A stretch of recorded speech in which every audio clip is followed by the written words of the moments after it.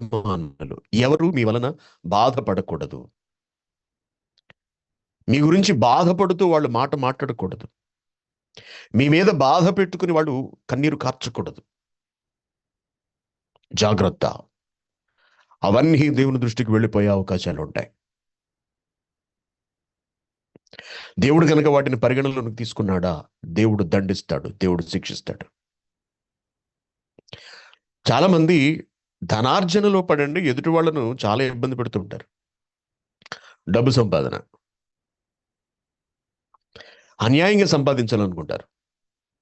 మోసం చేసి డబ్బు సంపాదించాలనుకుంటారు. మోసం చేసి అబద్ధాలు చెప్పి డబ్బు సంపాదిస్తారు. మనందరికీ బాగా తెలుసు, ఈ దేశంలో ఎక్కువ మోసాలు జరిగేవి వీసాలు మరియు అక్కమాలు. కువైటీస్ అక్కమ్మ కొడతామని డబ్బులు తీసుకుంటారు. డబ్బులు తీసుకుని వాళ్ళకి తెలియకుండా ఎప్పుడు కట్ చేస్తారు అక్కమ్మ. పాపం వీళ్ళ అక్కమ్మ ఉందనుకుని ధైర్యంగా వెళ్ళి పని చేసుకుంటూ ఉంటారు. ఎప్పుడో పోలీసుడు ఆప్ చెక్ చేసినప్పుడు నిజం ఏంటో బయటపడుతుంది. అప్పుడు నిజంగా వాళ్ళు కన్నీళ్లు పెట్టుకుని అవతలి వాళ్ళను శపిస్తారండి. వీడెప్పుడు సర్వనాశనం అయిపోతాడో, వీడెప్పుడు మట్టి కొట్టుకుపోతాడో, నన్ను ఇంత బాధ పెట్టిన వీడు ఏమైపోతాడో, లేకపోతే ఇలా అయిపోవాలి అలా అయిపోవాలి అని బాధతో మాట్లాడతారు. వాటిని దేవుడు వింటాడు. అకమాల విషయంలో ఎన్ని మోసాలంటే ఈ దేశంలో. అలాగే కొందరు మధ్యవర్తులు అకామాలు కొట్టిస్తామని డబ్బులు తీసేసుకుని వాళ్ళు పరారైపోతారు. మరికొందరు వీసాలు తీసేస్తామని డబ్బులు తీసుకుని వీసాలు తీయరు. పచ్చి మోసం అనమాట. వాళ్ళు బాగుపడిపోవాలి, వాళ్లకు డబ్బులు వచ్చేయాలి, మిగిలిన వాళ్ళు మాత్రం సర్వనాశనం అయిపోయినా వాళ్ళకి నష్టం లేదు.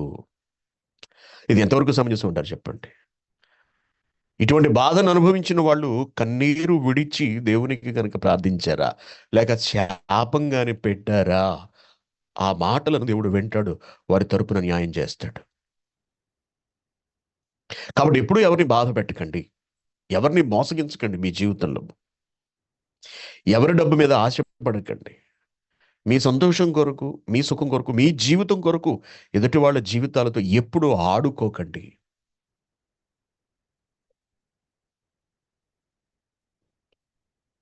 ఎందరో భక్తులను మనుషులు ఇబ్బంది పెడితే వాళ్ళని శపించడం మనం చూస్తాం.